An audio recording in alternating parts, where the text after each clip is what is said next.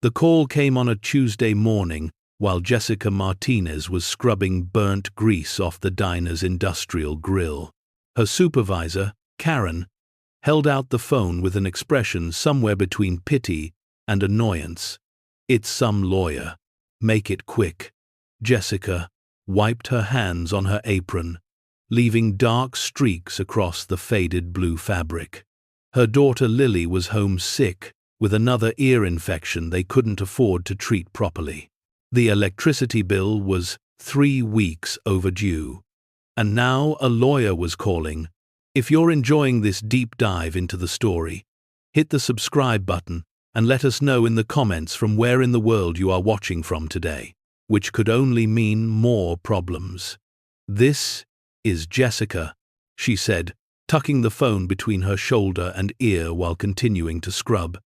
"Miss Martinez, my name is Robert Chen from Chen Associates in Alamogordo. I'm handling the estate of Catherine Rivera. I believe she was your grandmother." Jessica stopped scrubbing. Grandmother Catherine. She hadn't thought about her in years. The old woman who'd lived alone in the New Mexico desert, who'd sent birthday cards with $5 bills inside until Jessica turned 18. They'd lost touch after that. Life had gotten complicated. "She passed away 3 months ago," the lawyer continued. "I apologize for the delay in reaching you. You're listed as her sole living heir." Jessica's throat tightened. "I didn't know she died. According to her will, she left you her property, 40 acres outside Alamogordo, and the structure on it. It's a decommissioned missile silo from the Cold War era, Atlas F series, if that means anything to you." It didn't. Jessica knew nothing about missiles or Cold War anything. "What am I supposed to do with a missile silo?" "That's entirely up to you. The property taxes are current through the end of the year. After that, it's your responsibility. I'm required to inform you that the structure is considered hazardous. It's been sealed by the Department of Defense since 1965. Your grandmother never actually accessed it, just owned the land above it." Jessica thought about the shoebox apartment she shared with Lily, thought about the mold creeping up the bathroom wall that their landlord refused to fix, thought about the car that needed $800 in repairs she didn't have. "Can I sell it?" "Theoretically, yes. Though I should warn you, the market for abandoned missile silos is extremely limited.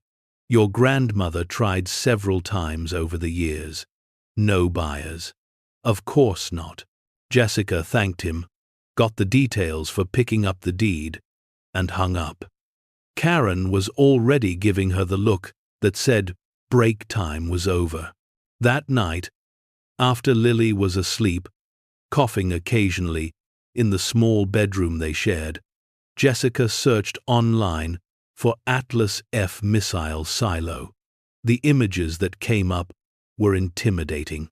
Massive concrete structures buried deep underground, built to survive nuclear war, built to launch missiles that could end the world. And now she owned one. The mortgage on their apartment, such as it was just rent paid to a landlord who threatened eviction every month.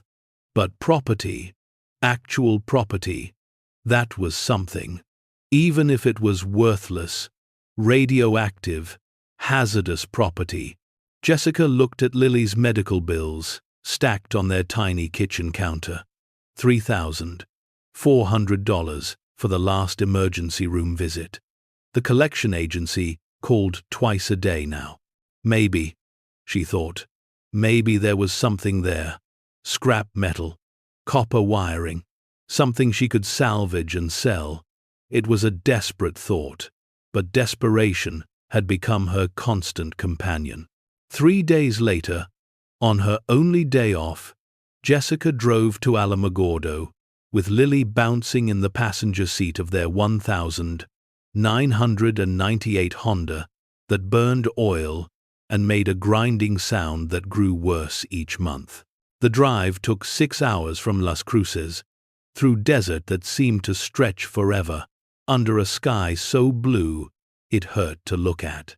The lawyer's office smelled like old paper and air conditioning that couldn't quite overcome the heat.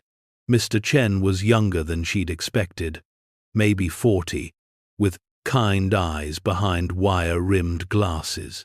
"Miss Martinez," he greeted her, then smiled at Lily. "And you must be Miss Lily." Lily, usually shy, had been fascinated by the missile silo idea ever since Jessica had tried to explain what they were inheriting. Did my great-grandmother really own rockets? The silos that housed them? Yes, Mr. Chen said diplomatically. He spread documents across his desk. Deeds, surveys, legal descriptions that meant nothing to Jessica. "Your grandmother was quite a woman," he said, as Jessica signed page after page. "She bought that land in 1982 for almost nothing. The government was decommissioning sites, selling them off. She had dreams of turning it into something. A museum, maybe, or storage facility. But the reality of the structure defeated those plans. Why did she keep it all these years if it was worthless?" Mr. Chen smiled sadly. "She once told me it was her insurance policy. I never understood what she meant by that." He handed Jessica a ring of keys. "The main access hatch has been sealed with a government lock since '65. These keys should open it, though I can't guarantee the mechanisms will still work. The interior has been closed for 60 years. There's no power, no water, probably no air circulation. You'll need equipment if you plan to explore it." Jessica looked at the keys. Heavy, old, some of them stamped with numbers and codes she didn't understand. "One more thing," Mr. Chen said, pulling out a sealed envelope. "Your grandmother left this for you. She updated her will 2 years ago, specifically to include it." The envelope was yellow with age, Jessica's name written across it in shaky handwriting. She tucked it into her purse, unable to open it there, in that sterile office with her daughter watching. The drive to the property took another 30 minutes, following coordinates on her phone down dirt roads that barely qualified as roads. Finally, in the middle of absolutely nowhere, surrounded by scrub brush and sand and silence, they found it. The entrance wasn't what Jessica expected. No dramatic rising structure, no obvious military installation, just a concrete dome barely 4 feet high, partially buried in the sand, with a rusted steel door. If you didn't know what you were looking for, you'd drive right past it. Jessica parked the Honda, and they got out. The heat hit like a physical force. Lily immediately started exploring, fascinated by lizards darting between rocks. The door had a wheel lock, like something from a submarine movie. Jessica tried the largest key on the ring. It fit, but when she tried to turn it, nothing happened. The lock was frozen with rust and time. "Stay by the car, baby," she told Lily, then applied all her weight to the key. Something inside the lock ground and clicked. She tried again, harder. Metal shrieked in protest, then suddenly gave way. The wheel turned, slowly at first, then smoother, as if mechanisms long dormant were remembering their purpose.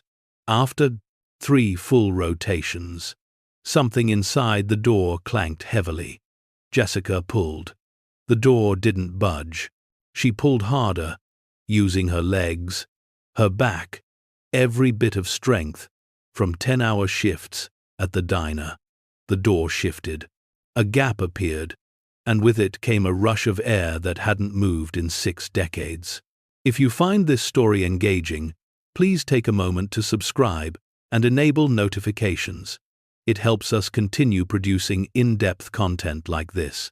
It smelled like metal and dust, and something else, something preserved. The gap widened.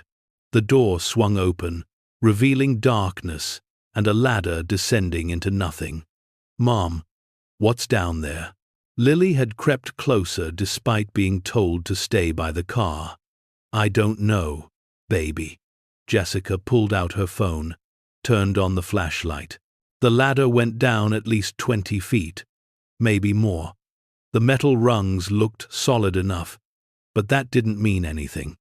She thought about the medical bills, about the eviction notice that would come eventually, about Lily coughing in the night because they couldn't afford the right antibiotics. "I'm going down to look," Jessica said. "Just for a minute. You stay right here, okay? Don't move. I want to come." "No, it might not be safe." Lily's face set in that stubborn expression she'd inherited from Jessica. "If it's not safe for me, it's not safe for you." She was right. Jessica knelt down to eye level with her daughter. "Okay, but you stay behind me. You hold on. And if I say we leave immediately. Deal?" "Deal." Jessica tested the first rung. It held. The second, the third. Behind her, Lily followed, small hands gripping each rung carefully. They descended into the earth, into the dark, into whatever Catherine Rivera had owned for 40 years, but never explored. The ladder ended on a concrete platform.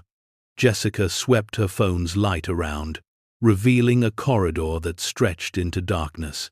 The walls were concrete, covered with pipes and cables, all perfectly preserved in the dry desert air. Every 20 feet, a door with a small window, military markings stenciled in faded yellow paint. "It's like a underground building," Lily whispered, her voice echoing. They walked slowly, Jessica checking each door. Most were locked, but one opened into what looked like a control room. Banks of equipment lined the walls, everything covered in dust but otherwise intact. It looked like the operators had simply walked away one day, leaving everything in place. "Launch control," Lily read from a sign on the wall. "Mom, is this where they launched the missiles from?" "I think so." The corridor continued deeper. More rooms, more doors, a kitchen, complete with industrial stove and metal tables, a bathroom with stalls and sinks, all bone dry, sleeping quarters with metal bunk beds still made up with grey wool blankets, and at the end of the corridor, a massive circular door, a vault door, like from a bank, but bigger, much bigger. Jessica approached it slowly, her heart hammering. This was the missile silo proper, where the actual missile had been stored. The door had a warning stenciled in red: "Restricted area. Authorized personnel only. Security level Omega." There was no keyhole, just a combination dial. Jessica's hand went to her purse, remembering the envelope Mr. Chen had given her. She pulled it out, opened it with shaking fingers. Inside was a single sheet of paper, her grandmother's handwriting, and a photograph. The photo showed a much younger Catherine standing in front of this same door with a man in a military uniform. They were both smiling. The letter read, "My dearest Jessica, if you're reading this, I'm gone, and you've found the silo. I'm sorry I never told you about it properly. There's so much to explain, and I was always afraid. Afraid of what others might do, afraid of the responsibility. The man in the photo is your grandfather, Major David Rivera. You never knew him. He died in 1964, before you were born, before even your mother was born. He was part of the Atlas F program, responsible for maintaining and operating this facility. In 1964, the program was being shut down. The missiles were being relocated, the sites decommissioned. But David discovered something. During a routine maintenance check deep in the silo, he found a sealed section, a vault within the vault that wasn't on any official blueprint. What was inside was never meant to be found. Or perhaps it was meant to be found only if the worst happened. We'll never know. David died before he could report it. A heart attack at 42. The stress of the discovery killed him. I bought this land years later when the government sold it off, knowing what was down there. But I was too afraid to touch it. Too afraid of the questions, the attention, the danger. The combination is our anniversary, the 15th of April, 2062. Jessica, I'm leaving this to you not because I want to burden you, but because I think you're brave enough to do what I couldn't. Whatever you decide, know that I loved you, even from a distance. The money I should have given you for birthdays and Christmases and help when you needed. It's all down there, in a way. Use it wisely. Use it to build the life you and Lily deserve. With love, Grandma Catherine. Jessica, read the letter 3 times. Lily pressed against her side, reading it too, even though she probably didn't understand all of it. Mom, what does it mean? What's in there? Jessica looked at the massive vault door, at the combination dial. I don't know, baby. But she did know, or at least suspected. Her hands trembled as she approached the dial. The 15th of April, 2062. Right 4. Left 15. Right 62. The dial clicked through the numbers smoothly, as if it had been used yesterday instead of 60 years ago. On the last number, something deep inside the door shifted. A heavy thud echoed through the corridor, then another, then a hiss of pressure equalizing. The vault door swung open on its own, revealing darkness beyond. Jessica stepped forward, her phone's light barely penetrating the space. Then, her foot hit something. She looked down. On the floor, just inside the threshold, was a light switch. Industrial, heavy-duty, the kind built to last. Should I try it? She whispered. I don't think there's power, Lily said. Mr. Chen said no power. But Jessica flipped the switch anyway. For a moment, nothing. Then, a deep hum began somewhere below them, growing louder. Emergency lights flickered to life, one by one, revealing the space beyond. The missile silo proper was enormous, a cylindrical chamber extending up and down, easily 100 feet in either direction. Catwalks and platforms ringed the walls at different levels. Massive machinery, still intact, occupied the lower levels. But it was the center platform that made Jessica's breath stop. There, stacked in neat rows, secured with straps and protective coverings, were containers, military containers, dozens of them, maybe 100. Jessica and Lily crossed to the nearest container. The latch opened easily. Inside, packed in foam, were gold bars, each one stamped with official markings. U.S. Treasury, 1,962, 999 fine gold. Mom, Lily whispered, is that real gold? Jessica's hands shook as she lifted one bar. It was heavy, impossibly heavy. She opened another container. More gold bars, another. The same.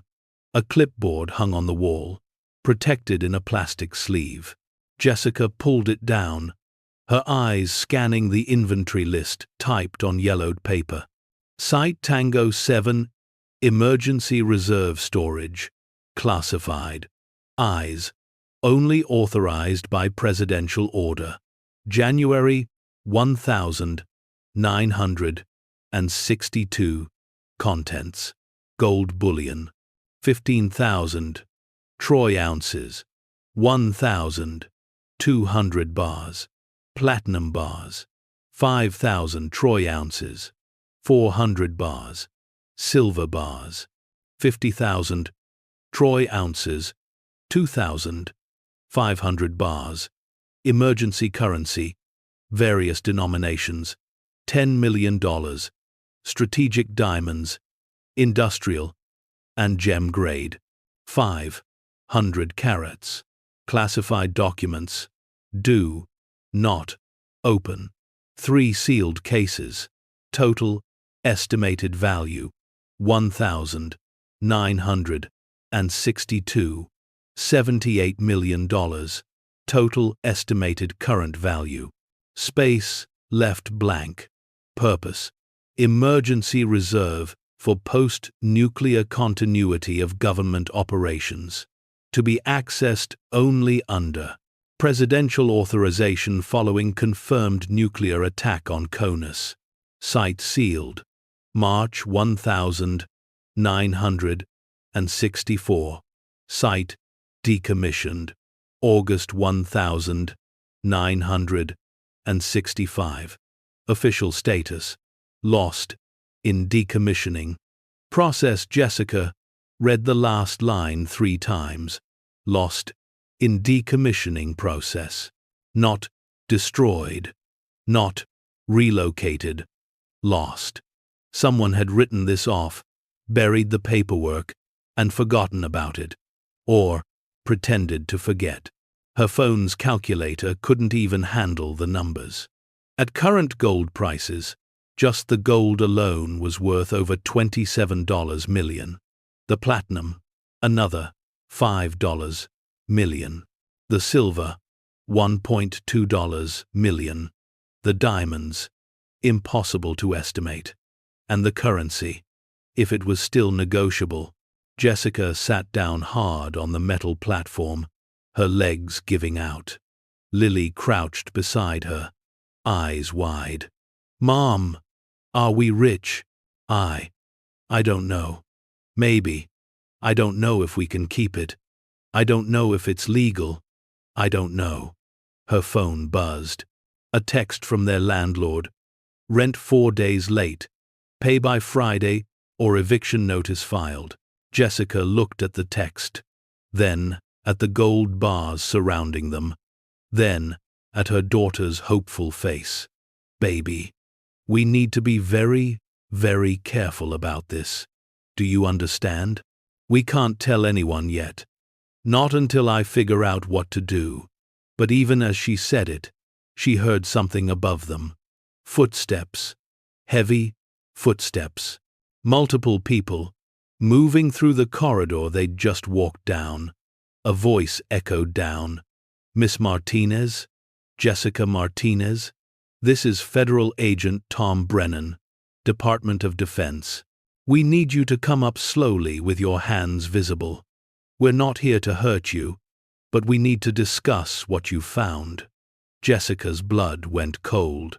She pulled Lily close, looking around the silo for another exit, another way out. But there was only the corridor, and now it was blocked. "How did they know we were here?" Lily whispered. Jessica thought about the keys, the lawyer, the letter. Had her grandmother been watched all these years? Was the property monitored somehow? The footsteps grew closer, descending the ladder. Jessica had seconds to decide. Come out peacefully and risk losing everything. Or, her eyes caught on something she'd missed before. On the far side of the platform, partially hidden behind equipment, was another hatch. Smaller, like an escape tunnel. "Come on," she whispered to Lily, grabbing her hand. They ran across the platform just as flashlights appeared in the corridor behind them. The escape hatch opened easier than it should have. Jessica practically threw Lily through it, then followed, pulling the hatch closed behind them. A wheel, on the inside, let her lock it. She spun it frantically as someone pounded on the other side. "Miss Martinez, this will be much easier if you cooperate."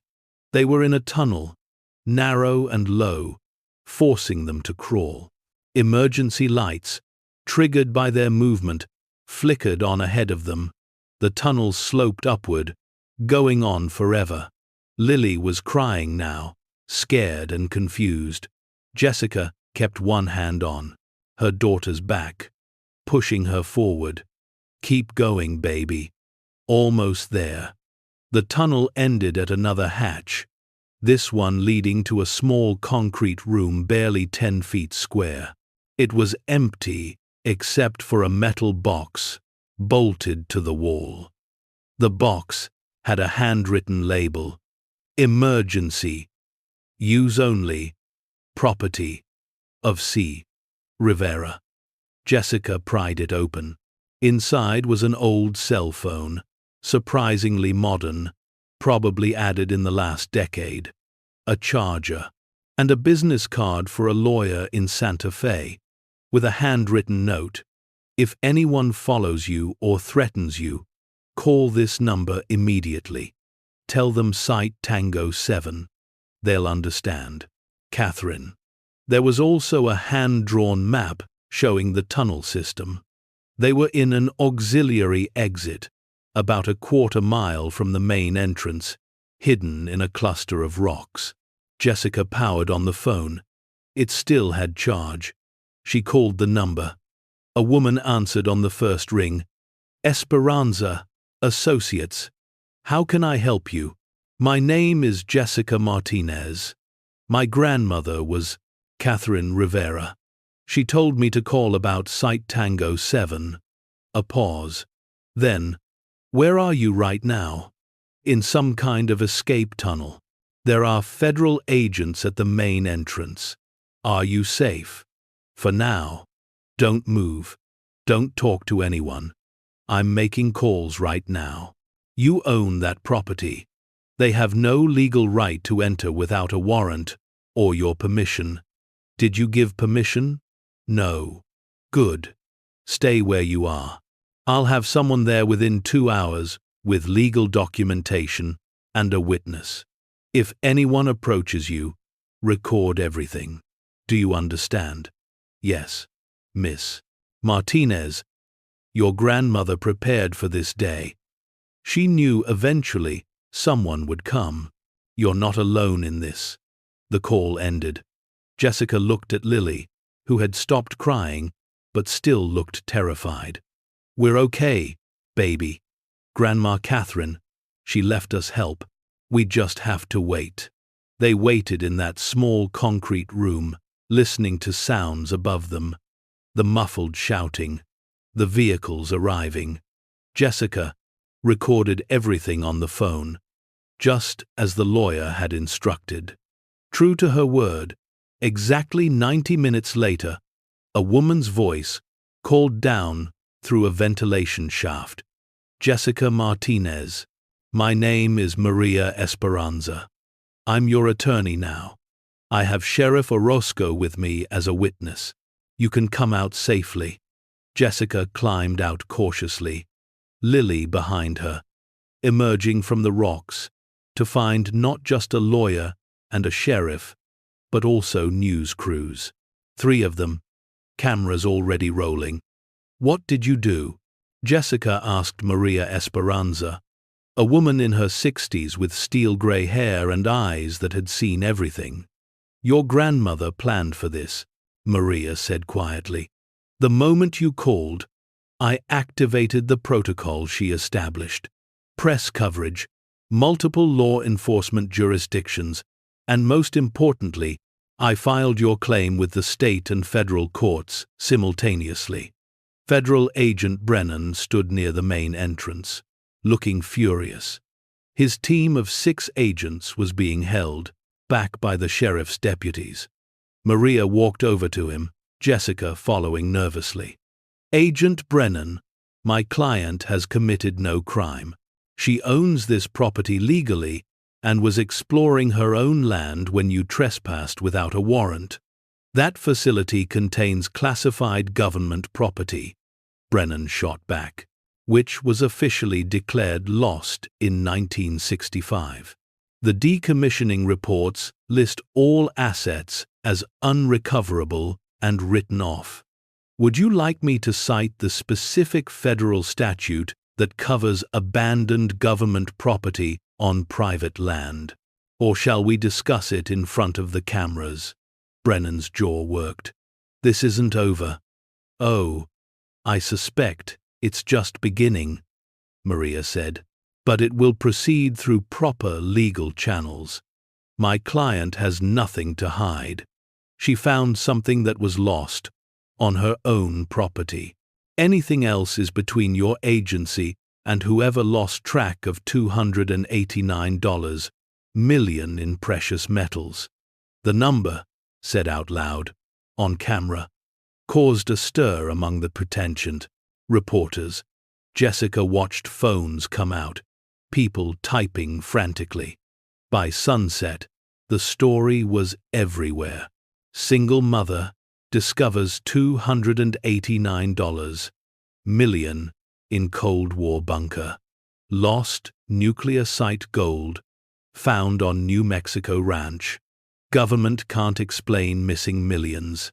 Jessica and Lily stayed in a hotel that night, paid for by Maria's firm. The lawyer sat with them, explaining what would happen next. The legal battle will be intense, Maria said. The government will claim national security. Private treasure hunters will come out of the woodwork. You'll be offered deals, bribes, threats. Your grandmother experienced all of this from a distance. That's why she never touched the gold herself. The fear consumed her. I can't let fear win, Jessica said, thinking of Lily's medical bills, of the mold in their apartment, of every night she'd cried wondering how to feed her daughter. Not this time.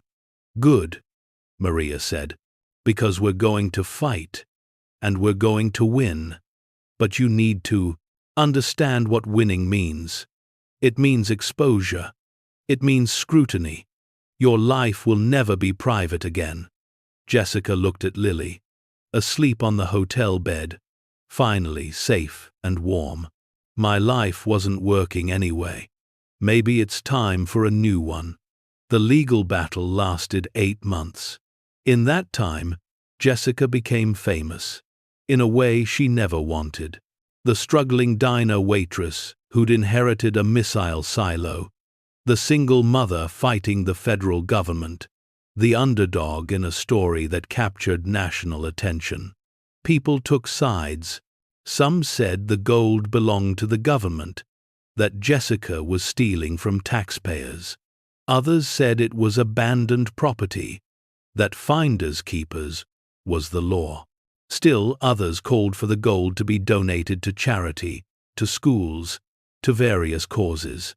Jessica tried to ignore the noise and focus on the case. Maria was brilliant, finding precedent after precedent. Salvage law, abandoned property statutes, government write-offs that legally transferred ownership. The breakthrough came from an unexpected source, a retired Air Force colonel who'd worked on the Atlas F program. He came forward with documents proving that Site Tango 7 had been deliberately lost in the paperwork because certain officials had planned to retrieve it quietly after public attention died down. The gold had been an illegal operation from the start, never properly authorized, never officially on the books. When those documents went public, the government's case collapsed. They couldn't claim ownership of something they'd never admitted existed. The settlement was reached in a Santa Fe courtroom on a Tuesday morning. Jessica would keep the gold, with certain conditions. 20% would go to the state of New Mexico for education funding, 10% to the federal government as a form of back taxes. The remaining 70% was hers. 70% of $289 million. $202 million. Jessica didn't faint when the judge announced it. Though she came close, she just held Lily's hand and tried to breathe. The first thing she did was pay off all their debts. Medical bills, the broken Honda, everything. It felt like removing a weight she'd carried so long she'd forgotten what it felt like to stand up straight. The second thing was to set up trusts for Lily, for education, for her future. The third was to buy a house. Nothing extravagant, just a normal house with a yard where Lily could play, and rooms where they each had space and windows that let in light. But the most important thing she did was establish the Catherine Rivera Foundation, dedicated to helping single mothers in crisis. Medical bills, housing, education, job training, all the things Jessica had needed and never had. At the foundation's opening ceremony, a small event at a community center in Las Cruces, Jessica stood before a crowd of women who understood exactly what she'd survived. "My grandmother owned a missile silo for 40 years, she said. She knew what was inside, and fear kept her from ever accessing it. She lived her whole life on top of a fortune she was too afraid to claim." Jessica paused, looking at Lily in the front row. Strong and healthy now, no more coughing in the night. "I almost let fear win too. When I found the gold, my first instinct was to hide, to run, to protect myself and my daughter from the attention and the scrutiny and the fight. But then I thought about all the nights I'd worked double shifts for barely enough to survive. All the times I'd chosen between electricity and groceries. All the moments I'd felt invisible, worthless, like my struggles didn't matter to anyone." She pulled out the photograph of her grandmother and grandfather, the one from the letter, and projected it on the screen behind her. "David Rivera found that gold and died before he could tell anyone. Catherine Rivera knew about it and was too afraid to claim it. I found it at the exact moment in my life when I had nothing left to lose. Maybe that's not coincidence. Maybe you have to be desperate enough, broken enough, to be brave enough." The women in the audience nodded, understanding. "This money, this foundation, it's not charity, it's investment. Because I know what you're capable of. I know how hard you work. I know how much you sacrifice. All you need is someone to believe that you're worth investing in. Someone to say that your struggles matter, that your dreams matter, that you matter." The applause was warm, genuine. After the ceremony, women lined up to talk to her, to share their stories, to ask for help. Jessica listened to each one, remembering when she'd been in their position, desperate and alone. Agent Brennan showed up at her house 6 months later. Jessica almost didn't let him in, but curiosity won out. "I'm not here officially," he said, standing awkwardly in her living room while Lily watched suspiciously from the stairs. "I wanted to apologize. The way we handled the initial contact was wrong. We were protecting an operation that shouldn't have existed in the first place." "I know," Jessica said. "I read the Colonel's documents. That gold was part of a rogue contingency plan," Brennan continued, "created by officials who didn't trust the normal chain of command, who wanted insurance for themselves in case of nuclear war. Your grandfather stumbled onto it during maintenance. His discovery probably got him killed, though we'll never prove it." Jessica's blood ran cold. "What? Heart attack at 42. Sudden. No warning. 3 other men associated with Site Tango 7 died within 2 years. All similar circumstances. It's in the files." if you know what to look for. You're saying someone murdered my grandfather to protect that gold. I'm saying there's a reason your grandmother was afraid. The people who created that cache are mostly dead now. But their families, their associates, they've been watching Site Tango 7 for decades, waiting for an opportunity. And now, the gold is gone. Brennan met her eyes. Watch your back, Miss Martinez. Invest in good security. Don't trust anyone who comes out of nowhere, offering friendship or help. And maybe consider that some victories come with permanent consequences. He left without another word. Jessica stood in her living room, the comfortable, safe living room she'd bought with gold that men had killed for, and wondered what she'd really won. But then Lily came downstairs and hugged her, and Jessica remembered she'd won everything that mattered: health for her daughter, security, hope, a future. The rest was just noise. 3 years after finding the silo, Jessica sat in the foundation office, reviewing grant applications. They'd helped 847 single mothers so far, paid off medical debt, prevented evictions, funded education, provided job training. The Catherine Rivera Foundation had become a model for how private wealth could serve public good. Maria stopped by that afternoon with news. The historical society wants to turn Site Tango 7 into a museum. Cold War history, the missile program, the whole story of the gold. They're asking if you'd cooperate. Jessica thought about it.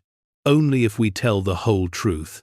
The rogue operation, the men who died, the fear that kept my grandmother silent, all of it. They agreed to those terms. The museum opened 2 years later. Jessica gave the dedication speech, standing at the entrance to the silo with Lily, now 16, and volunteering at the foundation between studying for college entrance exams. This place represents a lot of things, Jessica said to the assembled crowd. Cold War paranoia, government overreach, greed, and corruption. But it also represents something else, the possibility of transformation. She gestured to the silo behind her. What was meant to launch weapons of mass destruction, instead launched hope. What was meant to end lives instead changed them. My grandmother guarded this secret for 40 years. I found it at the darkest moment of my life. And together, we transformed it into something that serves people, that helps people, that proves one person's courage can ripple outward in ways we never imagine. The museum became a destination, drawing thousands of visitors each year. School groups came to learn about the Cold War. Tourists came for the novelty. But some women came for different reasons, drawn by the story of the single mother who'd found buried treasure and chose to share it. One such woman approached Jessica during a visit. She was maybe 30, with a baby on her hip and defeat in her eyes. "Are you really her?" the woman asked. "The one who found the gold?" "Yes." "How did you do it? How did you have the courage to fight?" Jessica looked at the woman, saw herself 5 years earlier, saw every woman who'd ever felt invisible and worthless and trapped. "I didn't have courage," Jessica said honestly. "I had desperation and a daughter who needed me to try. The courage came later, after I'd already started fighting, after I realized I didn't have to do it alone." She pulled out a foundation business card. "If you need help, call this number. Tell them Jessica sent you." The woman's eyes filled with tears. She took the card, like it was made of gold. Maybe it was. That night, Jessica stood in the old silo, now cleaned and lit and safe, transformed into a museum space. She'd come alone, wanting to feel the space as it had been, that first day when she'd descended into darkness, not knowing what she'd find. She stood on the central platform where the gold had been stacked, where her life had changed in an instant, and she pulled out her phone. She'd kept every text message from that terrible time before. The rent notices, the collection calls, the desperate calculations trying to make $20 stretch 3 days. She could delete them now.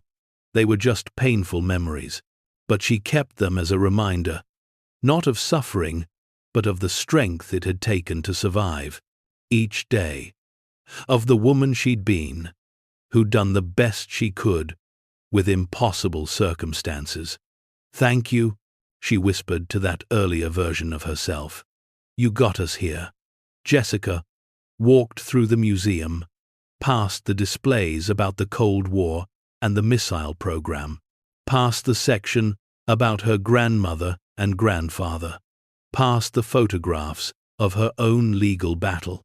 At the exit was a display she'd insisted on, photographs of all 847 women the foundation had helped, their faces showing hope where there'd been despair, strength where there'd been defeat. Real treasure, she thought. Not gold or platinum or precious stones, but human lives transformed. She got in her car, a sensible sedan she'd bought with cash, and drove home to the house, where Lily waited with homework questions and stories about her day. Just a normal evening, just a normal life. Except Jessica knew there was no such thing as normal. Every life contained buried treasure, waiting to be discovered. Sometimes it was literal gold in a missile silo. Sometimes it was courage you didn't know you had. Sometimes it was the strength to keep going one more day when everything said to give up. Her grandmother had found the gold but couldn't claim it, paralyzed by fear. Jessica had claimed it and used it to help others claim their own buried treasure, the possibility of a better life. The missile silo sat in the desert still, no longer a tomb of secrets, but a testament to transformation. And every day, somewhere, a woman in crisis, called the Foundation, took the first step toward her own buried treasure, toward the life she deserved but didn't know how to reach. Jessica answered those calls when she could, listening to stories that echoed her own. And she told them what Maria had told her that first night. "You're not alone in this, because the real treasure was never the gold. It was the courage to dig for it, the strength to fight for it, and the wisdom to share it once you found it." 3 simple lessons from a missile silo in the New Mexico desert, where a single mother turned worthless junk into something priceless. Hope, transformation, and the power of refusing to let fear win. The end had become a beginning, and that was worth more than all the gold in the world. The envelope arrived on a Thursday, unmarked, except for Jessica's name, written in block letters across the front. No return address, no postage stamp. Someone had hand-delivered it to the Foundation office, slipping it through the mail slot sometime between midnight and dawn. Carmen, the Foundation's office manager, brought it to Jessica's desk with a concerned expression. "This was on the floor when I opened up. Should I call security?" Jessica turned the envelope over in her hands. Heavy paper, expensive, the kind you didn't buy at an office supply store. "Let me see what it is first." Inside was a single photograph and a handwritten note. The photograph showed a man she'd never seen before, elderly, standing in front of what looked like another concrete bunker entrance. The similarity to Site Tango 7 was unmistakable. The note read, "Site Romeo 12, West Texas, Your grandfather wasn't the only one who found something. We should talk. A friend who understands. Jessica stared at the photo for a long moment, then picked up her phone and called Maria Esperanza. I think I have a problem, she said when the lawyer answered. 20 minutes later, Maria sat in Jessica's office, examining the envelope with gloved hands she'd brought specifically for this purpose. This is either a genuine lead or an elaborate trap, possibly both. What's site Romeo 12? Maria pulled out her laptop, typing rapidly. Another Atlas F facility. Decommissioned in 1965, same as yours. Located outside Pecos, Texas. According to public records, the land is owned by a private trust. She looked up. The Castellanos Family Trust, established 1983. Should that mean something to me? Maybe. Vicente Castellanos was a blessed maintenance supervisor at multiple missile sites in the early 60s. He died in 1998, but his son, Rafael, still lives in Pecos. Maria's fingers flew across the keyboard. Rafael Castellanos, age 74, retired engineer, no criminal record, no apparent connection to. Wait. What? There's a legal case from 2008, Rafael Castellanos versus the Department of Defense. Sealed settlement. Details are not public. Maria sat back, thinking. Someone else tried to claim their site and was shut down quietly. Jessica looked at the photograph again. The man in the picture had kind eyes, tired eyes. He looked like someone carrying a burden he was ready to put down. I need to talk to him, Jessica said. Absolutely not. This could be a setup. You've made powerful enemies, Jessica. People who lost face when you won your case. People who might have had plans for that gold before you found it. Then come with me. We drive to Pecos. We meet this Rafael in a public place. We see what he has to say. If it smells wrong, we leave.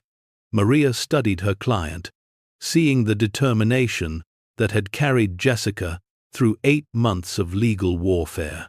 You're not going to let this go, are you? Would you? The drive to Pecos took 7 hours. Jessica brought Lily, now 17, and about to start her senior year of high school. The girl had grown fierce and protective, inheriting her mother's stubborn streak, along with something else, a sense of justice that burned bright. If this is dangerous, why are we going?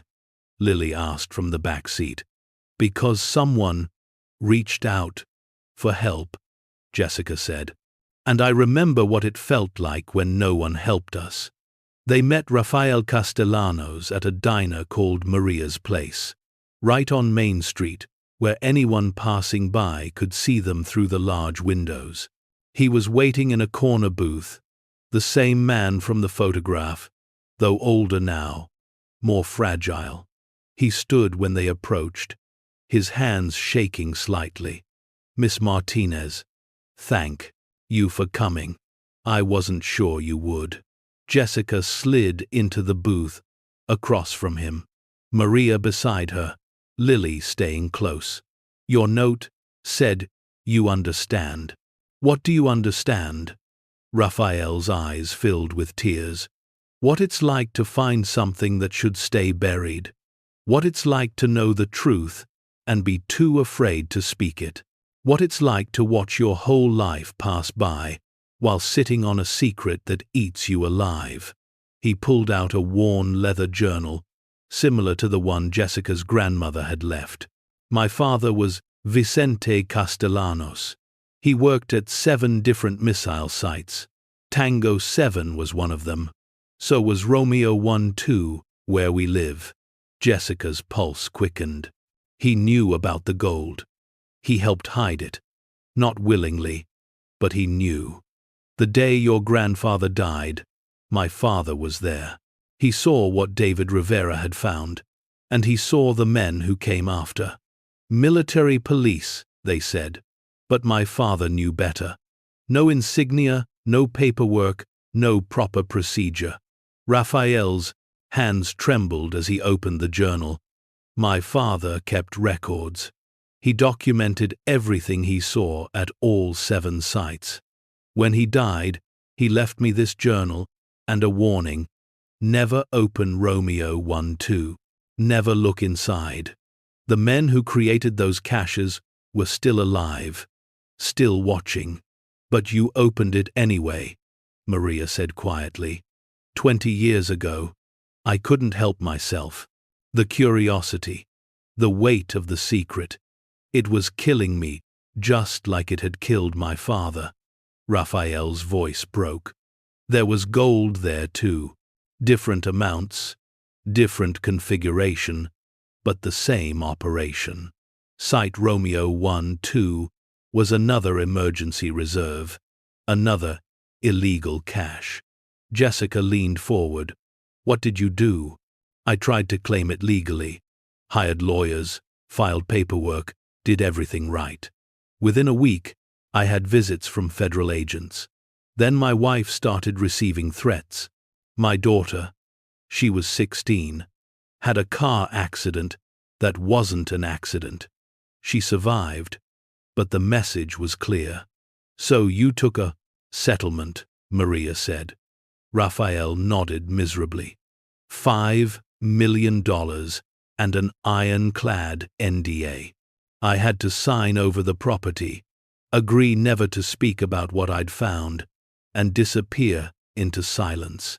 They told me if I ever broke the agreement, my entire family would suffer consequences. I've lived in fear ever since.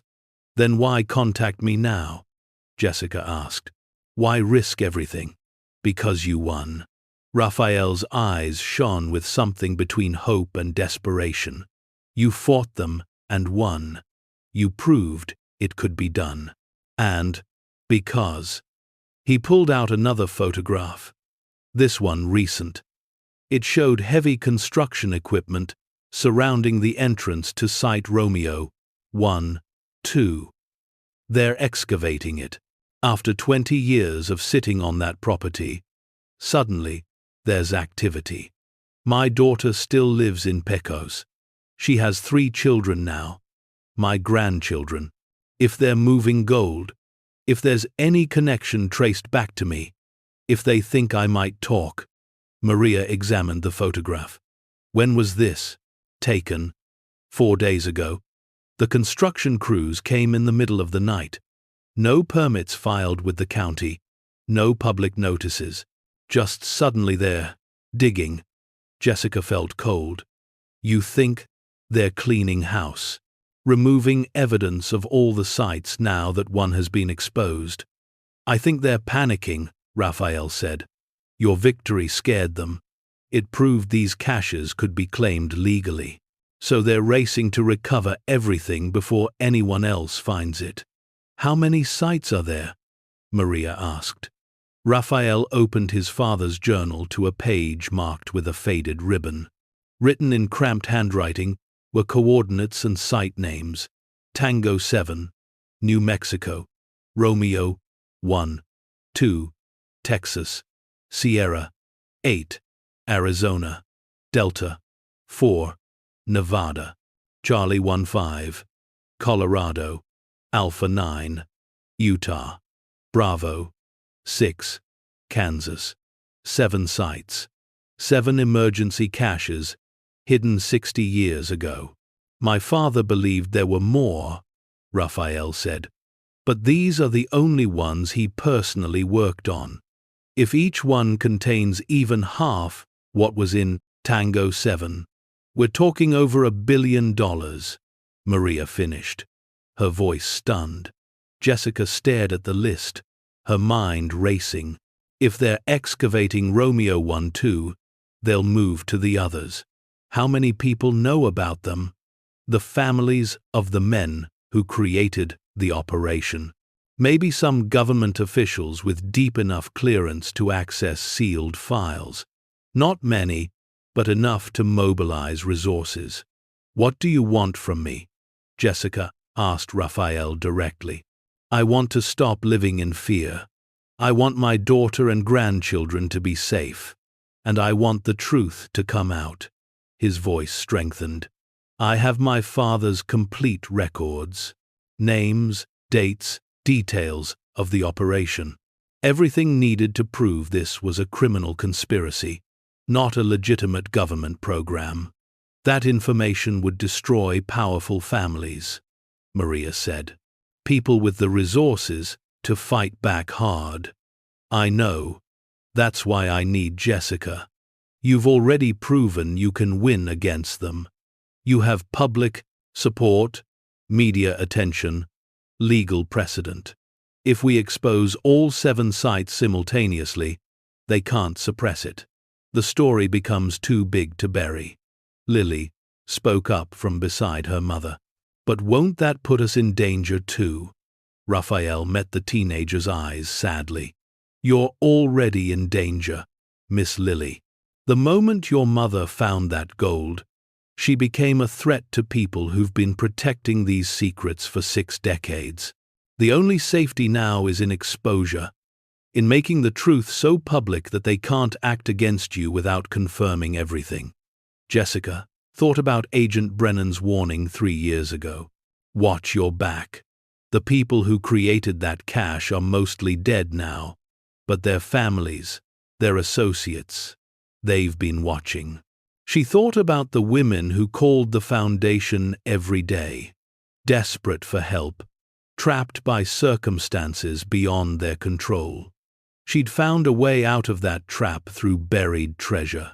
But how many other treasures were still buried? How many other secrets kept communities struggling while vast wealth sat unused? If we do this, Jessica said slowly, we need to be smart about it. Strategic. Maria was already thinking like a lawyer. We need to coordinate with law enforcement we can trust. File claims on all 7 sites simultaneously. Get media coverage lined up before any news breaks. Create a situation where suppression is impossible. We need evidence, Jessica added. Not just Raphael's journal, but physical proof. If they're excavating Romeo 1-2 now, we need documentation of that activity. Raphael reached into his jacket and pulled out a flash drive.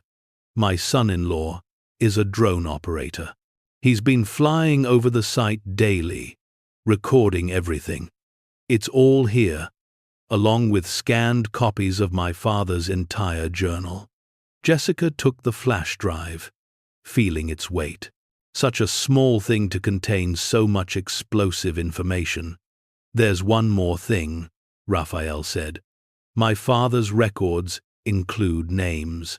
The officers who created the operation, the men who helped hide the gold, and the people who've been protecting the secret ever since. Some of those names will shock you. Why? Lily asked. Because some of them are still in government, still in positions of power, still making decisions that affect millions of people. Raphael's voice hardened. They built careers on stolen wealth. Some of them have presented themselves as champions of fiscal responsibility, of government transparency. The hypocrisy is staggering. Jessica made her decision. We'll do it, but we do it carefully, and we protect everyone involved. That means your family, Raphael. They'll need security. I'll arrange it, Maria said, already on her phone. They spent the next 3 hours in Raphael's modest home on the outskirts of Pecos, going through his father's journal page by page. The detail was extraordinary and damning.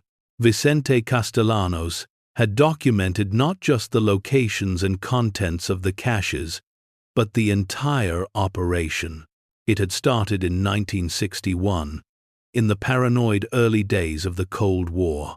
A group of high-ranking military officers and government officials, convinced that nuclear war was inevitable, had created what they called Operation Blackjack. The official emergency reserves, the gold held by the Federal Reserve, would be useless if Washington was destroyed. So they created shadow reserves dispersed across the country, known only to a select few. But somewhere along the way, the operation had been corrupted. Instead of just hiding legitimate government assets, they'd begun siphoning off wealth that should have gone to other programs. Gold that was supposed to be in Fort Knox. Currency that was supposed to be destroyed. Assets from federal seizures that never made it onto official inventories. By 1964, they'd hidden nearly $800 million across 7 sites. Then the political landscape changed. Kennedy was assassinated. New administrations brought new officials. The men running Operation Blackjack realized their illegal program might be exposed. So, they shut it down, sealed the sites, and dispersed the evidence across multiple classified databases where no single person would see the complete picture. It was brilliant, in a terrible way, Raphael said. Each site was listed as decommissioned in one database, as a training facility in another, as abandoned in a third. The gold was written off as transportation losses or accounting errors in documents that were immediately classified. No single paper trail led to the truth. Until your father put it all together, Jessica said. Until my father couldn't live with his silence anymore. He was dying of cancer in 1997. The chemicals from the missile sites had caught up with him. He gave me this journal on his deathbed and told me to use it wisely. Then he said something I've never forgotten. The gold isn't the real treasure, Mijo. The truth is. The truth that people in power can be held accountable. That's what they fear most. Jessica thought about her grandmother, who'd lived with fear instead of truth. About her grandfather, who'd died for discovering it. About all the ordinary people who'd suffered while extraordinary wealth sat buried in the ground. Then, let's give them something to fear, she said. The next 2 weeks were a whirlwind of preparation. Maria brought in a team of lawyers, specialists in government accountability and whistleblower protection. They filed claims on all 7 sites simultaneously, using shell corporations to mask who was behind the filings until everything was ready. Jessica hired a documentary filmmaker, someone with a reputation for fearless investigative work. They needed the story told right, with all the context and evidence laid out clearly. Raphael's family was moved to a secure location, a ranch owned by one of Maria's clients in Montana. They went willingly once they understood the stakes, and Jessica reached out to Agent Tom Brennan. He'd been honest with her once. Maybe he'd be honest again. They met at a rest stop outside Albuquerque, neutral territory. Brennan arrived alone, looking older than when Jessica had last seen him 3 years ago. I wondered when you'd call, he said, settling onto the picnic table where Jessica waited. Word is you're about to kick a hornet's nest. Multiple hornet's nests, Jessica corrected. 6 more sites, like Tango 7. All hidden, all illegal, all ready to be exposed. Brennan's expression didn't change, but something flickered in his eyes.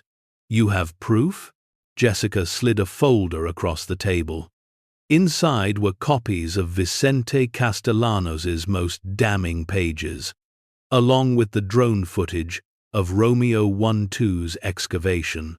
Brennan studied the documents in silence. Finally, he said, Do you understand what you're doing? The people named here, some of them have the power to make you disappear. Which is why I'm telling you first. Because 3 years ago, You warned me. You could have stayed silent, but you didn't. So I think maybe you're one of the good ones. I'm a career bureaucrat who's seen too much, Brennan said tiredly. But yes, I believe in accountability, even when it's inconvenient. Then, help me. Tell me who I can trust in the DOJ, the FBI, the Treasury Department, because when this breaks, I need people in position who'll follow the evidence instead of trying to bury it. Brennan was quiet for a long moment, watching traffic pass on the interstate. If I help you, my career is over. Maybe worse. If you don't help me, 6 illegal caches stay hidden, and the people who created them keep their power. And my daughter grows up in a world where the powerful are never accountable. He looked at Lily, sitting in the car 20 feet away, doing homework. She looks like you.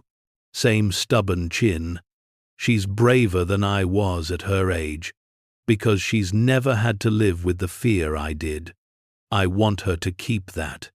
I want her generation to grow up believing that truth matters, that justice is possible. Brennan pulled out his phone. There's a prosecutor in the DOJ, Carla Vasquez. She's been building a corruption case against defense contractors for 5 years. She's relentless, honest, and too stubborn to be intimidated. If anyone can handle this, it's her. Will she see me? If I ask her to? Yes. But Jessica, once you hand this over to her, it's out of your control. This becomes a federal investigation. These people will lawyer up, fight back, try to discredit everyone involved. Are you ready for that? Jessica thought about the foundation, about the 847 women they'd helped, about all the good that had come from her victory. She thought about Raphael's family, living in fear for 20 years. She thought about her grandmother, who died without ever being brave enough to act. I'm ready, she said. The meeting with Carla Vasquez happened 3 days later in a secure conference room in Washington, D.C. The prosecutor was everything Brennan had promised. Sharp, skeptical, and absolutely fearless. She spent 6 hours reviewing the evidence, asking pointed questions, occasionally stopping to make encrypted calls to colleagues. Finally, she sat back and looked at Jessica with something approaching awe. This is the largest government corruption case in 50 years, she said. If even a quarter of this is verifiable, we're talking about indictments of sitting officials, seizure of assets worth over $1 billion, and a complete rewrite of Cold War history. It's all verifiable, Maria said. We've cross-referenced everything. The sites exist, the paper trails exist, the families profiting from this operation exist. Then we proceed carefully, Vasquez said. We'll coordinate with the FBI to secure all 7 sites simultaneously. We'll need search warrants, which means judges we can trust. We'll need media coverage, but it has to happen after the sites are secured, not before. How long? Jessica asked. 3 weeks, maybe 4. We need to build the case correctly, create a prosecutorial framework that can't be dismantled by expensive defense lawyers. Jessica felt anxiety twist in her stomach. That's a long time to keep this quiet. It's the only way to do this right. If word leaks early, evidence disappears. People flee. The powerful circle their wagons. Vasquez leaned forward. I promise you, we will move as fast as possible while ensuring nothing falls apart in court. And Raphael's family? They need protection. Already arranged. Marshal Service will provide security starting tonight. Your family too, if you want it. Jessica thought about Lily, about their normal life in Las Cruces. about the foundation work that mattered so much. Yes, we need protection. The next 3 weeks were the longest of Jessica's life. She continued her foundation work, trying to maintain normalcy while knowing a storm was building. Federal agents quietly secured the perimeters of all 7 sites, disguised as various utility companies and survey crews. The documentary filmmaker worked with a trusted editor, preparing a comprehensive piece that would air the same night the news broke. Raphael's journal was authenticated by multiple experts. The financial trails were traced. The current families benefiting from the original operation were identified and discreetly investigated, and Jessica waited, surrounded by federal protection that tried to be invisible but wasn't quite. Lily handled it with teenage grace, treating the marshals like annoying but necessary babysitters. "Mom," she said one night as they ate dinner in their carefully secured home, "what happens after? When this is all over?" "I don't know. Baby, maybe things go back to normal. But they can't, can they? This is bigger than Tango 7. This is going to change everything." Lily was right. On a Thursday morning, exactly 26 days after Jessica's meeting with Rafael Castellanos, federal agents simultaneously raided all 6 remaining sites. By noon, they'd confirmed that 5 of them still contained their caches, largely intact. Only Romeo 1-2 had been emptied, the gold removed just days before the raid. But even that told a story. Someone had panicked. Someone had known this was coming. The press conference happened at 6 p.m. Eastern Time, carried live on every major network. Carla Vasquez stood at a podium, flanked by the FBI director and the Attorney General, and methodically destroyed 60 years of secrets. Today, the United States Department of Justice announces the largest government corruption investigation in modern history.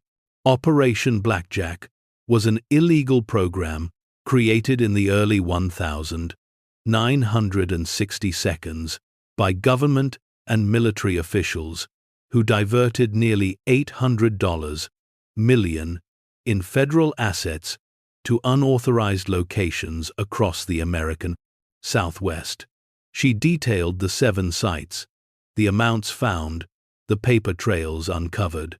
She named names, carefully and with prosecutorial precision: a senator's grandfather, a federal judge's father, a defense contractor's founder, all connected to Operation Blackjack, all beneficiaries of wealth that should never have been theirs.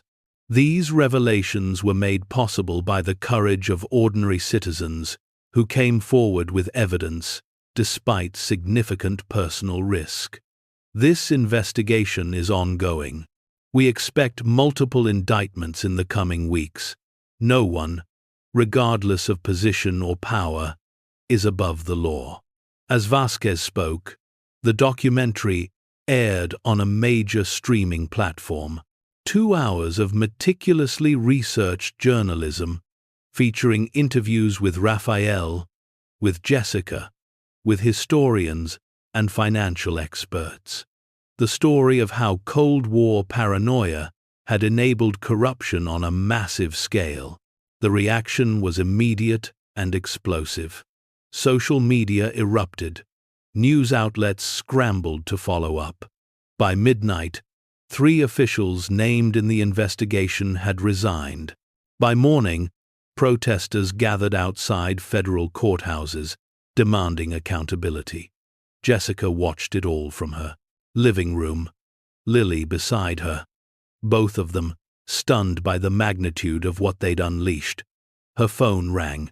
Maria's voice was triumphant. "You did it. You actually did it." "We did it," Jessica corrected. "All of us." The Foundation's phone is ringing off the hook. People want to donate, want to volunteer, want to help. Jessica, This is going to be huge. But Jessica was thinking about something else. About 6 sites now secured, their contents documented and protected. About wealth that had sat buried, while communities struggled. About possibilities. "Maria," she said slowly, "what happens to the gold now? Once the investigation is complete, standard procedure would be returned to federal custody, proper accounting, addition to national reserves. Or a pause. Or you file claims. You own Tango 7 legally. Raphael owned Romeo 1-2, even though he was forced to sell it. The precedent exists. If the original acquisition was illegal, if the government can't prove legitimate ownership, we could claim all of it. It would be the legal battle of the century," Maria warned. "Everything we just went through would look simple by comparison." Jessica looked at Lily, who was listening intently. Her daughter, who'd grown up, watching her mother transform desperation into determination, fear into action, a buried secret into a force for good. "Then we better get started," Jessica said, "because I'm just getting warmed up." Outside their window, federal marshals patrolled the perimeter. Inside, mother and daughter began planning the next phase of a battle that would reshape not just their lives, but the very definition of justice, accountability, and who deserved to control wealth built on lies. The missile silo in New Mexico had been just the beginning. The real treasure wasn't in the vaults. It was in the courage to keep digging, keep fighting, keep demanding that truth mattered more than power. And Jessica Martinez, former diner waitress, single mother, accidental crusader for justice, was just getting started. Thank you so much for watching until the end. If you loved this story, check out the other videos on your screen now. I think you'll really enjoy them. And don't forget to subscribe if you haven't already. See you in the next story.